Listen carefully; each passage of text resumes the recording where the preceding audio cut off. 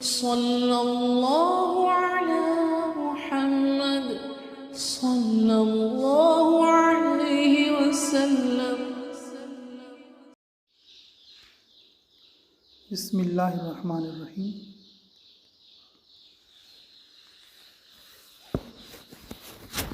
अल्हम्दुलिल्लाहि वहदा सलातु वस्सलामु अला नबिय्य बअद।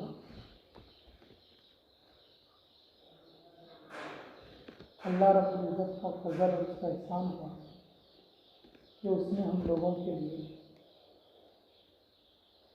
जुमा जैसी नेमत अता फरमाई।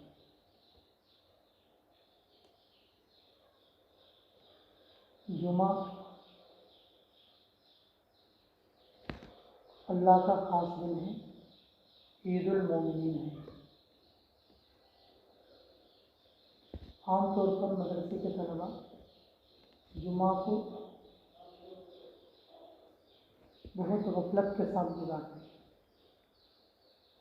जुमा की छुट्टी इसलिए होती है ताकि जुमा को अच्छी तरह से गुजारें। दर्स व तदरीस में रहेंगे, उनको जुमा के एहतमाम में परेशानी होगी, तकलीफ़ होगी, और इसलिए जुमे के दिन की क्या मानते हैं? छुट्टी मानते हैं। जुमे के दिन की इबादत भी बड़ी है और जुमे के दिन कुछ ख़ास अमाल भी होते हैं, और जुमा ईदुल मोमिनीन है। इसीलिए जहाँ पर इस्लामी ममलकत होती है वहाँ पर छुट्टियाँ जुमे के दिन ही होती हैं,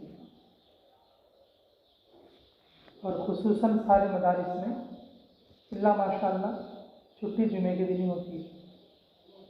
लेकिन हम तलबा अल्लाह हिफाजत फरमाए कि इस दिन को नहाने धोने का और खेलने कूदने का समझते हैं। क्रिकेट खेलना हो या कुछ बैडमिंटन खेलना हो या कहीं इधर उधर सफ़र करना हो, मतलब उसको छुट्टी के दिन को इस तरह से इस्तेमाल करें। लेकिन छुट्टी देने का मकसद ये होता है कि आमाल जुमा को तलबा अच्छे तरीके से क्या किया जाए? पूरा किया। आमाल जुमा आम लोगों के लिए तो है कि नहाना धोना, मिसवाक करना, सुबह जल्दी उठना, सूरह कहफ पढ़ना, और अज़ान से पहले मस्जिद में जल्दी आना, और फिर अल्लाह से दुआ करना, कम से कम 500 मरतबा दरूद शरीफ पढ़ना, और कुरान का कुछ हिस्सा जितना अल्लाह तौफीक दे कुरान पढ़ना, और फिर कुछ सदका खैरात भी करना,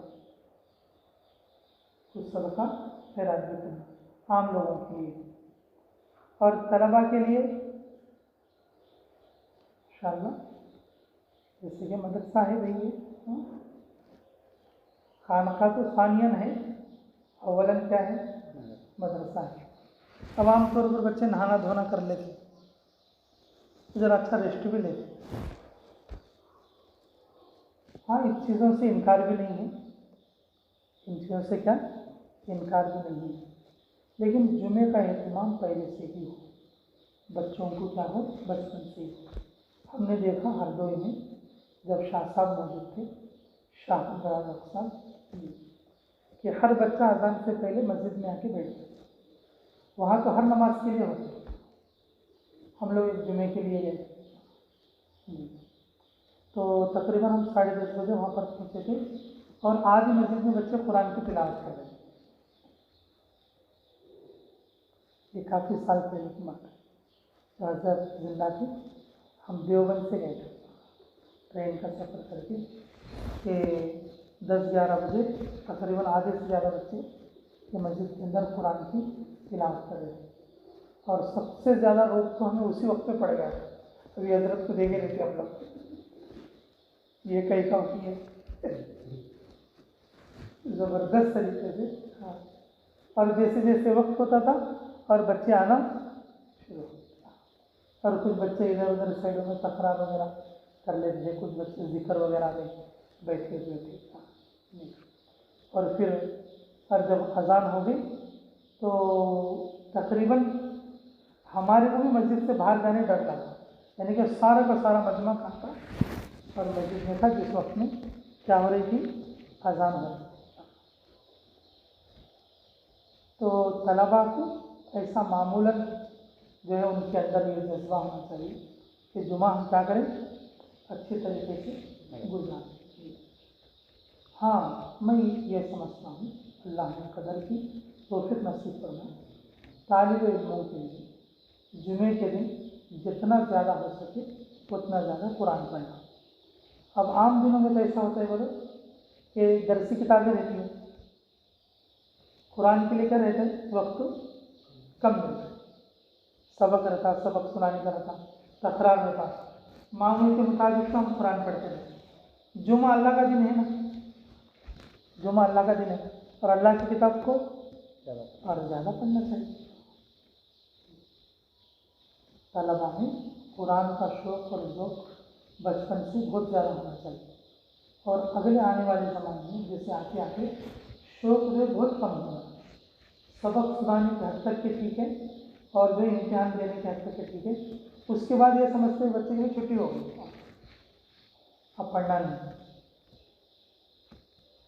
अरे भाई सबक की छुट्टी हुई है, लेकिन वो तो हमारा मामूल है, वो तो हमारे नजात का जरिया है, हमारे लिए कामयाबी का जीना है। जो लोग कुरान में लगते अल्लाह उनको कभी मशरूम नहीं करेगा। कुरान वालों की इज्जत, कुरान वालों की शान, कुरान की बरकत से अल्लाह मुसख्खर करता, कुरान की वजह से अल्लाह रब्बुल इज्जत अर्श का साया देता, कुरान की वजह से अल्लाह रब्बुल इज्जत की आफियत की रोज़ी देता और कुरान की वजह से अल्लाह इल्म नाफिज़ है। कुरान सरासर इल्म है, कुरान क्या है, सरासर इल्म है। तो मैं ये समझता हूँ कि जुमे के दिन जो तलबा होते हैं अमूमन कि भाई दरूद और बाकी अमाल के साथ और कुरान की तिलावत में ज़्यादा वक्त और मस्जिद में ज़्यादा वक्त गुजारना, ऐसा करो इंशाअल्लाह और इसका मामूल भी बनाओ। जुमे के दिन जुमे की तैयारी करना भी सुन्नत समझ कर तैयारी करें और इसमें भी हमारे को अजर मिलेगा। अच्छा भी आज तो जुमा है और बकरीद करी गई है, एक बात उसकी भी बोल दीजिए इंशाअल्लाह। बकरीद बोले तो आम तौर पर इब्राहिम अलैहिस्सलाम और इस्माइल अलैहिस्सलाम की कुर्बानी को बयान करते हैं और बयान करना चाहिए, वो बयान करने के लायक चीज़ है, इसको अल्लाह ने भी बयान करना है। एक दूसरा रुख है, देखो थोड़ा दूसरे एंगल से अगर देखेंगे तो जिस वक्त में इस्माइल अलैहिस्सलाम के लिए कुर्बानी का हुक्म हुआ, किसका हुक्म हुआ, कुर्बानी का, तो उनको भेजने वाले कौन थे भाई, उनको आकर बताने वाले कि तुम्हें तुम्हारे अब्बा के साथ जाना है, तो कौन थे बोलो, हाजिरा अलैहिस्सलाम। एक औरत है प्लस एक माँ है, हमें उनकी भी कुर्बानी याद करना चाहिए। एक माँ पर कितना वजन पड़ा होगा जब उस बेटे को, जब उनका बाप खुद गला काटने के लिए ले जाए, और उस माँ के दिल में क्या जज्बा होगा अपनी औलाद को अल्लाह के लिए कुर्बान करने का। उस माँ के दिल में क्या जज्बा होगा जो अपनी औलाद को क्या करने का, अल्लाह के रास्ते में कुर्बान कराने का, और किस तरीके से वो तैयार करके भेजे।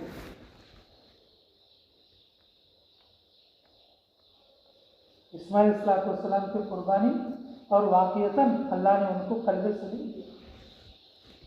इब्राहिम अलैहिस्सलाम वाक़ियतन अल्लाह रब्बुल इज़्ज़त ने उन्हें कल्बे सलीम अता फरमाया। लेकिन मेरे अज़ीज़ों, एक माँ भी है और एक औरत भी है, वो अपने बेटे को कुर्बानी के लिए भेज रही है, और उस माँ पर क्या क्या क्या गुजरी होगी और किस तरीके से उन्होंने तैयार करके देखा। मेरे अज़ीज़ों, हमें उनकी कुर्बानी को भी क्या करना चाहिए, उनके कुर्बानी को भी याद करना चाहिए। हम मदरसे में छोटे छोटे बच्चे आएंगे, हम लोग सिर्फ बाप की कुर्बानी को देखते हैं, हम लोग किसकी कुर्बानी को, बाप की कुर्बानी को देखते हैं। जब बच्चा दूर रहता है माँ से और माँ जब अच्छा खाना पकाती है मेरे अजीजों, हर माँ तड़प जाती है। हर माँ क्या होती है? तड़प जाती है। तो बच्चा मदरसे में होता है, और ऐसे भी छोटे छोटे बच्चे देखो, ये छोटे बच्चे जब बच्चा मदरसे में है, लोगों को क्या दिखता? भाई बाप की कुर्बानी दिखता, लेकिन असल में क्या है बोलो? माँ की भी बहुत बड़ी कुर्बानी है।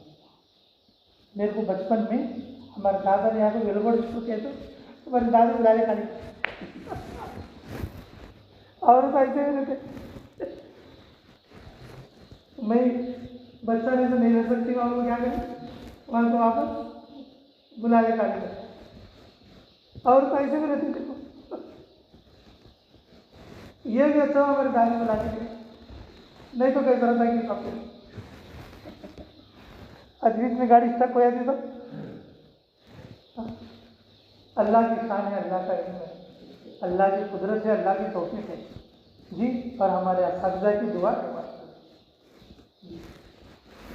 तो औरतें ऐसे भी रहते कि बाज़ औरतें ऐसे भी रहते बेचारे कि मदरसे में छोड़ दो बच्चे को तो नक्को स्कूल को छोड़ना होगा।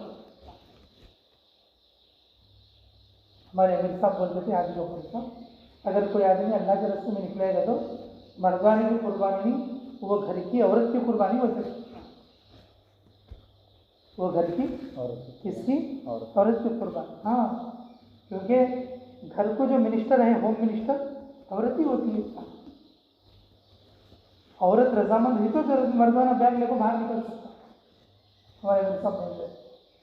तो मेरे दोस्तों, मैं ये बात अर्ज कर रहा था, जैसे ये छोटे छोटे बच्चे हैं अभी आए हैं, तो इनके मदरसे में भेजने में बाप की कुर्बानी कम है और माँ की कुर्बानी ज़्यादा है।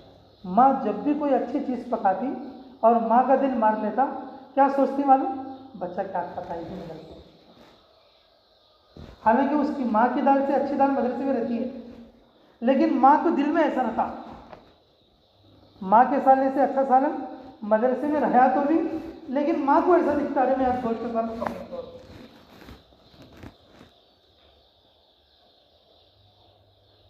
वो अलग बात है, मुकद्दर किसको क्या मिलता है वो अलग चीज़ है, लेकिन माँ का दिल क्या होता है? मतलब तड़पता है। और माँ का दिल तड़पने पर भी माँ ने अपने बच्चे को मदरसे में रखा है कि मेरा बच्चा मदरसे में पढ़ना, ये माँ की कुर्बानी। किसकी कुर्बानी बोलो? माँ की कुर्बानी। माँ की भी बहुत बड़ी कुर्बानी होती है, दादी की भी बड़ी कुर्बानी, नानी की भी क्या होती है? बड़ी कुर्बानी होती है। जो औरतें अपने बच्चों को मदरसों के लिए भेजती हैं, जो औरतें अपने घर के मर्दों को अल्लाह के रास्ते में भेजती हैं, और उनकी बड़ी कुर्बानियाँ होती हैं। मेरे अजीज़ों, ये कुर्बानियाँ आज की नहीं हैं, ये कुर्बानियाँ शुरू ज़माने से आ रही हैं। ये कुर्बानियाँ कहाँ से आ रही हैं? शुरू ज़माने से आ रही हैं। तुम खुद अंदाज़ा करो, हाजिरा अलैहिस्सलाम की कुर्बानी कितनी बड़ी होती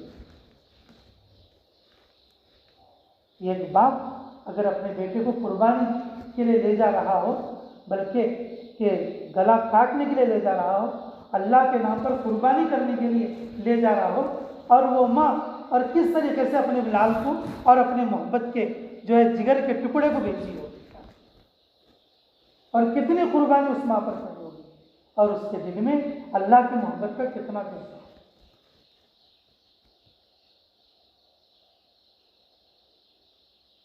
अल्लाह हमें उस रूप से भी इस बात को समझने की तौफीक अता फरमाए। अगर कोई भी चीज़ कुर्बानी वजूद में आना है, अल्लाह के रज़ा वाला अगर कोई अमल वजूद में आना है, तो मर्दों के साथ साथ औरतों की कुर्बानी भी शामिल होना जरूरी है। बच्चा मदरसे में पढ़ को निकलता है बोले तो खाली बाप दादा की कुर्बानी नहीं, बल्कि माँ दादी की कुर्बानी भी साथ में होना जरूरी है। साथ में हो तो ही ये चीज़ क्या हो सकती है? मुमकिन हो सकती है। अगर दो जने में से अगर एक जना भी अगर जिंदा फिर गया तो बच्चे को शाम को घर बुलाए। अगर इब्राहिम अलैहिस्सलाम ले जाना चाहते और हाजिरा मना करना चाहते तो उन्होंने कुछ भी वरगला के और उनको रुकावट में डाल। मेरे अजीज़ों, अल्लाह ताला ने हाजिरा अलैहिस्सलाम के लिए भी और किस तरीके से उनका ईमान अल्लाह अपने फजल से बनाया था, अल्लाह के तौफीक से कि उनका ईमान किस दर्जा बुलंद था कि अपने बेटे को कुर्बानी के लिए वो क्या होंगे बोलो, राज़ी। वो कुर्बानियों का हिस्सा है। आज तक औरतें और अपने बच्चों को अपने सीने से जुदा करके कहाँ भेज रहे हैं, मदरसों के लिए। मशहूर है बायज़ीद बुस्तामी रहमा का वाक़या। उनकी अम्मी ने उनको क्या कर दिया कि बेटा जा, मैं तेरे को मदरसे के लिए अल्लाह के लिए भेज दूँ, और जब तक के तेरी पढ़ाई पूरी ना हो वापस नहीं आना। एक मरतबा वो आए, दूर से देखा माँ ने कि बेटा आ रहा है, जुमेरात की छुट्टी है, ओहो अगर इसको ऐसी आदत हो गई तो शायद इससे पढ़ाई खराब हो जाएगी। जब आने के करीब क्या कर दिया, उन्होंने दरवाजे को बंद कर दिया। कौन? बोलते कि बायज़ीद। नहीं, मेरा बायज़ीद तो मैंने अल्लाह के लिए दे दिया हूँ, बस वो तो इल्म हासिल करने के लिए गया और इल्म से फारिग होकर चाहेगा। इल्म से बेटे समझ गए, ओहो मेरी माँ मुझे नहीं मिलना चाह रही है, मुझे मदरसे में रहना ही पसंद कर रही है, और मेरे बार बार आने से शायद मेरी माँ को तकलीफ़ हो रही है इस बात पे कि मेरा इल्म ख़राब ना हो जाए। तो बोले कि अच्छा मैं जा रहा हूँ, मेरे लिए दुआ करते हैं।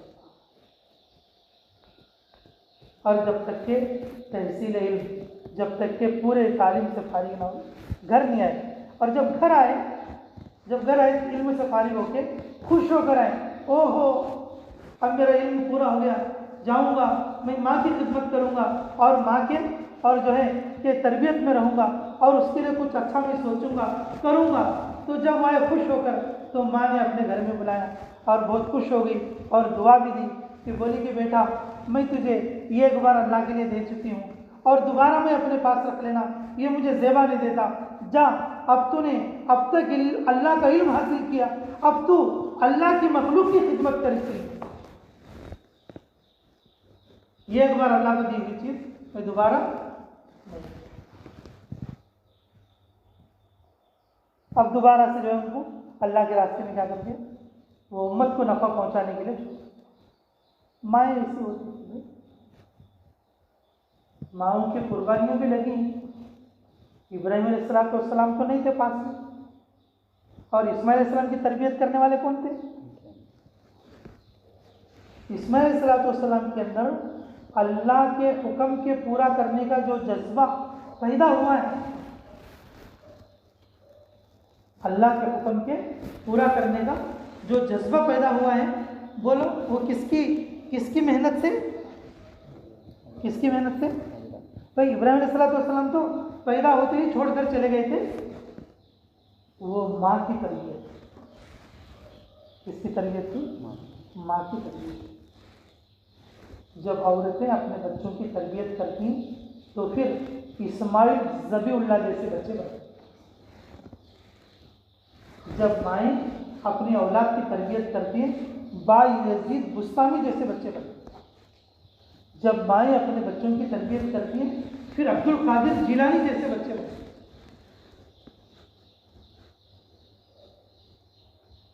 तो मेरे अज़ीज़ों, इस कुर्बानी के अंदर इब्राहीम अलैहिस्सलाम को वाक़ईतन कुर्बानी है आपकी। आपने अपने बेटे पर कुर्बानी यानी कि छुरी चलाई, लेकिन एक माँ थी जो अपने बेटे को कुर्बानी के लिए तैयार करती। बाप की निस्बत थी और माँ की सोहबत। बाप की निस्बत थी और माँ की क्या थी? सोहबत थी और माँ की तरबियत। उस बच्चे के अंदर अल्लाह की मार्फत का चराग जला।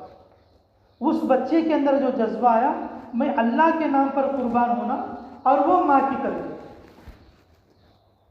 इसकी तरबियत थी। मेरे अज़ीज़ों, इस कुर्बानी में हम हाजरा अलैहिस्सलाम की मेहनत को और उनके कुर्बानी को फरामोश नहीं करना चाहिए। आज ये बच्चे मदरसे में हैं बोले तो माँओं की क्या है बोलो? कुर्बानी है। जमात में साथियाँ फिरती हैं बोले तो उनके बीवियों की और उनके मानों की क्या है बोलो? कुर्बानी। इसी तरीके से मेरे अज़ीज़ों, इब्राहीम अलैहिस्सलाम और इस्माइल अलैहिस्सलाम ने मिलकर कुर्बानी वाले अमल को ज़िंदा किया बोले तो वो हाजरा अलैहिस्सलाम की मेहनत है। अल्लाह ताला उनकी सुन्नत को जो क़यामत तक इंशाअल्लाह अल्लाह ने जारी कर दिया, उनकी जो सुन्नत को उन्होंने उस वक्त में जारी किया, अल्लाह ताला ने इसको क़यामत तक के लिए जारी कर दिया।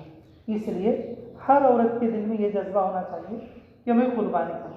आमतौर पर मर्दाने जाके घर में बोलते हैं अगर कुर्बानी करेंगे तो कहाँ से आती रोजी बोलती भाई कौन, लेकिन औरतों को मालूम नहीं है कि कुर्बानी भाई कौन करते हो।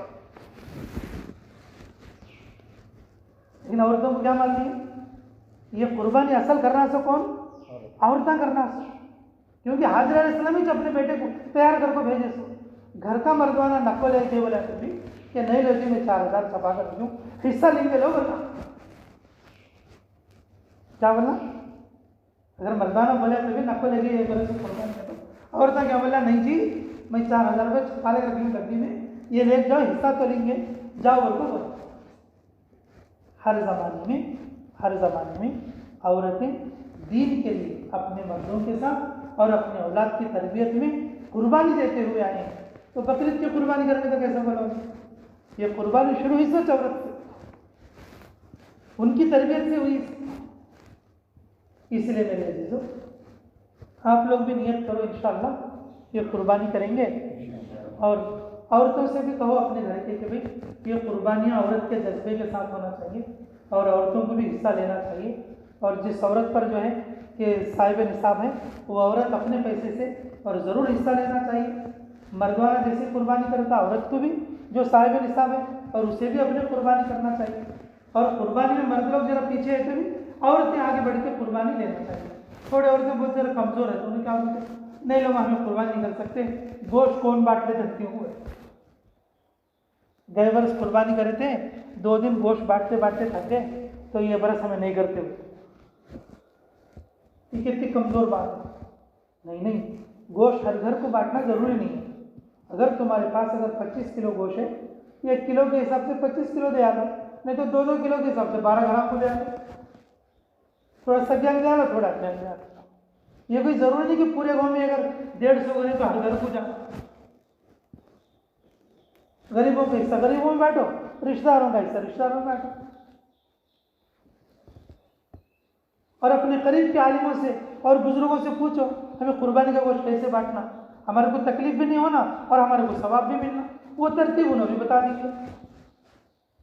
इसलिए मेरे अजीजों ये जो बकरीद है ये कुर्बानी का तो है, लेकिन कुर्बानी में हाजिर अलैहिस्सलाम की कुर्बानी भी बराबर की। उन्होंने माँ होते हुए औरत होते हुए बच्चे की ऐसी तरबियत की, वो बच्चा कुर्बानी के लिए तैयार हो गया और बच्चे को तैयार करके भी भेजे और अपने बाप के साथ जाने के लिए, और वो बच्चा खुद बोला कि मैं जो है कुर्बानी के लिए तैयार। ये औरतों की कुर्बानी, औरतों की मेहनत, औरतों की तरबियत शुरू ज़माने से आज तक भी है, और आज भी अगर ये बच्चे मदरसे नहीं होते तो ये औरतों की कुर्बानी के ऊपर है।